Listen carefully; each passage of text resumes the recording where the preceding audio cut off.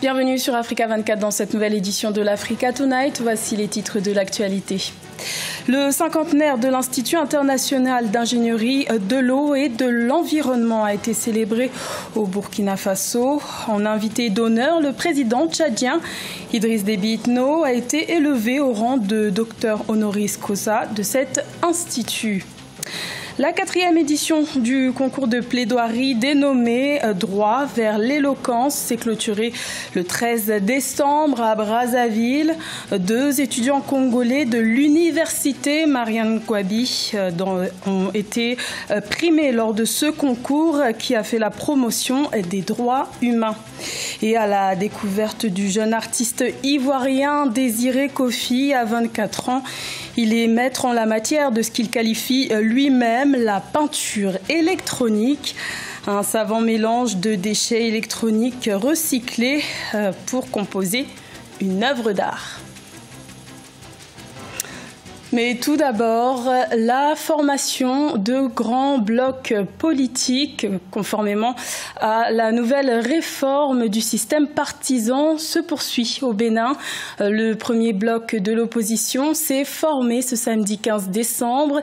Il s'agit d'un rassemblement piloté par le parti Union sociale libérale, avec à ses côtés des partis tels que la RB, le PSD ou encore la MADEP. Notons que l'opposition béninoise compte s'organiser en 2 grands blocs pour contrer la mouvance présidentielle lors des élections législatives prévues en 2019. Le Burkina Faso a célébré le cinquantenaire de l'Institut international d'ingénierie de l'eau et de l'environnement.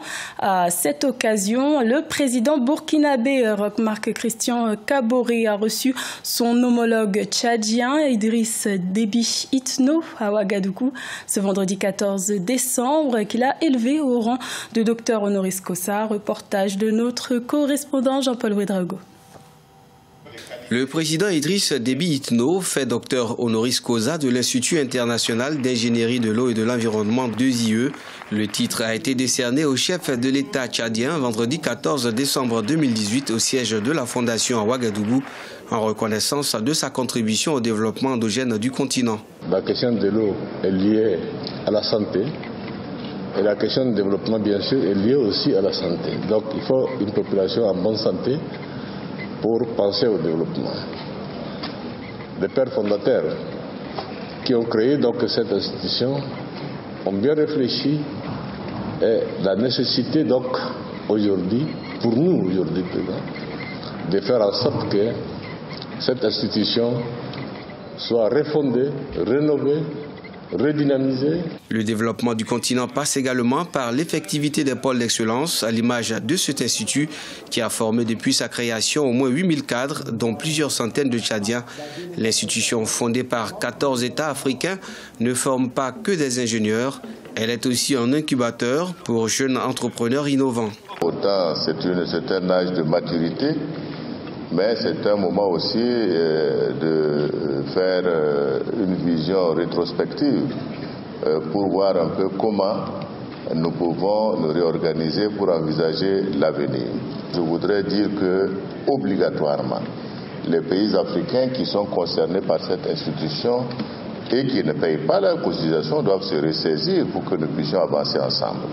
Pour réussir sa mission de formation de cadres africains compétents, le président du Faso, au nom de ses pairs, s'est engagé à soutenir fortement l'institution qui a traversé une longue période de crise. Son nouveau directeur, le professeur Madi Kwanda, nommé en août 2017, travaille à mettre l'institution au diapason des besoins économiques du continent.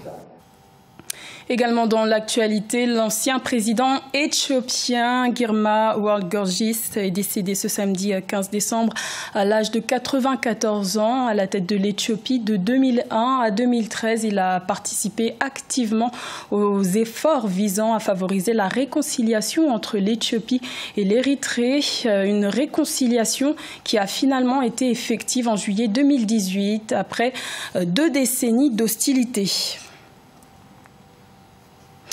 Depuis novembre 2018, les Togolais peuvent prévoir leur déplacement en un clic, notamment grâce à l'application mobile Gozem, le premier service digital de réservation sur demande de mototaxi, un système qui permet de se déplacer en toute simplicité. Les conducteurs sont facilement repérables grâce à leur gilet et leur casque vert. Reportage de notre correspondante Emefa Kofi. Jeannette est l'une des nombreuses utilisatrices de la plateforme Gozem. Avec cette application installée sur son smartphone, elle est bien souvent en contact avec le service de transport urbain. Sur place, à chaque départ, le client est équipé d'un bonnet et d'un casque certifié par mesure d'hygiène et de sécurité. J'ai préféré Gozem parce que je me sens classe avec, je me sens en sécurité et là avec les conducteurs qui respectent le code de la route et tout ça. Si j'ai quelque chose à faire, je le fais, il vient me prendre et tout. J'ai décidé d'être en partenariat avec Gozem pour ma propre sécurité, pour la sécurité et l'assurance de mon engin. Et avec Gozem, je gagne plus qu'avant. La start-up Gozem fonctionne sur un modèle de partenariat. Le kilométrage est facturé à 72 francs CFA pour les taxis-motos et le trajet est enregistré par GPS. Le client a la possibilité de payer sa course en cash, par carte de crédit ou par mobile money. L'application est actuellement disponible en téléchargement gratuit. La connexion n'est pas assez puissante et stable ici. Or, pour notre activité, nous avons besoin d'Internet, de smartphones et ce sont là nos principaux défis. En plus de cela, nous devons éduquer autrement la population à l'utilisation de nouvelles applications.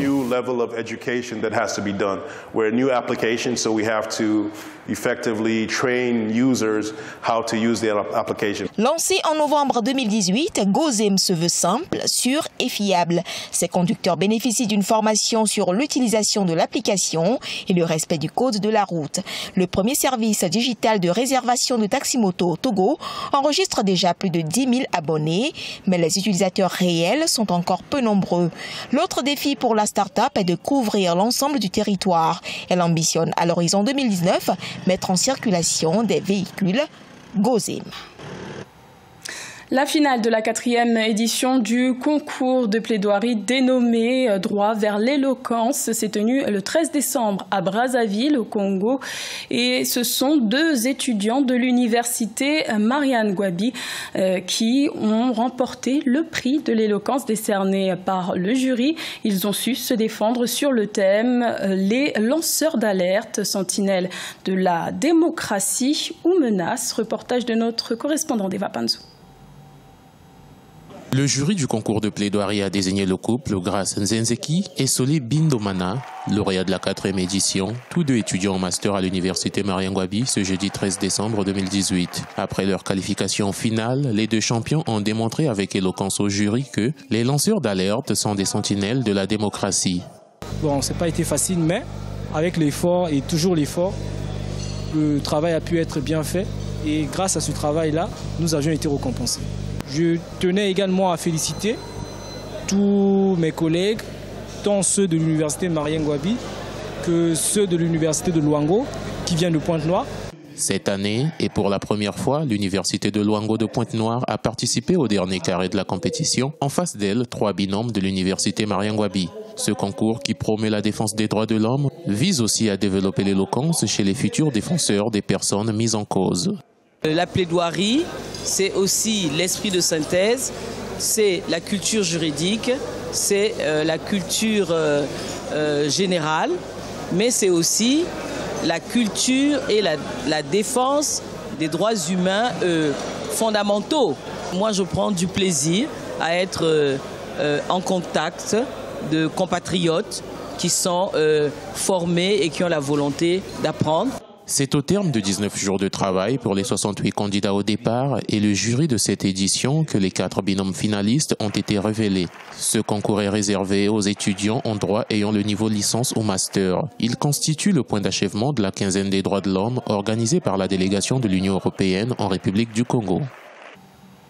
À la découverte d'une étoile montante de l'art contemporain ivoirien, il s'agit du jeune artiste Désiré Kofi. Il est maître en la matière de ce qu'il qualifie lui-même la peinture électronique, un art particulier composé de claviers d'ordinateur et de téléphones portables, un art qui participe à la préservation de l'environnement. Un sujet de la rédaction. Trouver de la beauté dans les déchets, c'est de l'art du recyclage. À 24 ans, Désiré Kofi est un jeune artiste dont l'atelier est basé à Abidjan. Toutes ses œuvres sont composées de claviers et d'écrans de téléphone et d'ordinateurs endommagés, préalablement ramassés dans les rues d'Abidjan.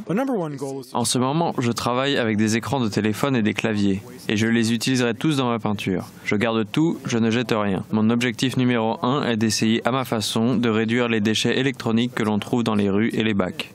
Un objectif louable, puisque quelques 4900 tonnes de déchets sont produites quotidiennement dans le district d'Abidjan, ce qui représente 1 800 000 tonnes par an. 1500 tonnes seraient des déchets électroniques. La confection d'une création composée de claviers et d'écrans prendrait 3 à 5 jours de travail pour un résultat final vendu au prix minimum de 173 $.